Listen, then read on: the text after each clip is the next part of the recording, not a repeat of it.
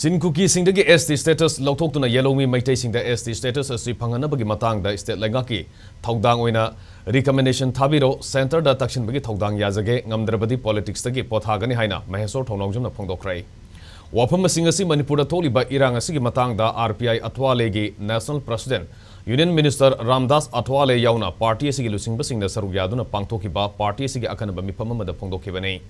Manipur RPI conclave haina mingthonduna New Delhi Constitution Club ta pangthokiba mifamaduda party asigi National Secretary gi thoksu puriba Maheshwar Thounaojam na makatana hai scheduled tribe status lauthokpa natragana hapsin bahaibasi state ki recommendation yaudana oithokloi.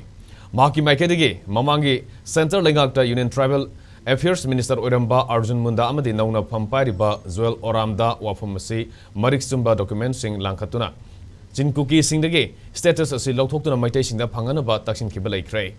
State Lengaki Oiba Lopam Tokpa Thoudang Adutamag Lobio, Center Gyoinadi Mahan Angamba Takta Honaduna, Tabak to Ontona Bahonagani Haiki. Nakalamaronda, Manipur Gingamkai Kana Bahonabada RPI Atwalena Matampumbada, Miamgi the Maglep Kanyamadi, Miamgi Pangpam Tokpa Hak Pangna Bahonabadasu, Sauna Mating Pangani Haina, Party Sig National President Suariba, Union Minister Ramdas Atwalena, phongdokhre. Mifamadu Loreba Matunda, Manipuragi Lakpa Party Sig Thomi Sing Manipuri Irang Sigi Matangda, Ramdas Atwaleda, Memorandum Pishinduna, Irang Sigi Warishin Atubumatam the Purakna Bahonabada, Party Sin Asobu Thoudang, Launa Basu Taksin Kihairi.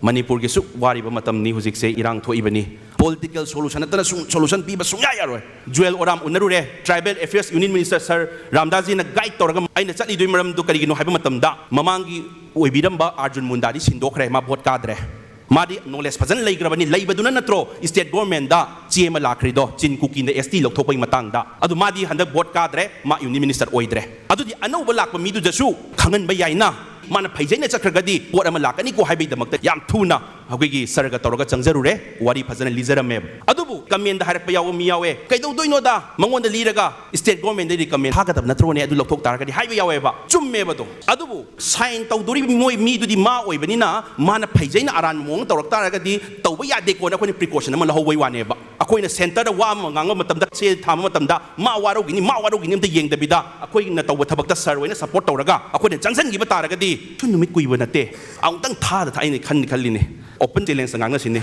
State government siya, ang tang kuy na tawaga recommend any tabak lakthok po ro hapsan bo recommend to hanbiro nasa daita lawjage. Hek center gito, any how numit karagi matungda, hojik thari ba poto hek tabak on thok traba, Maheshwar politics si pura pothagi kay sa sinayngam ni. Ako na tawbang ngamgada ba tabak harlayep.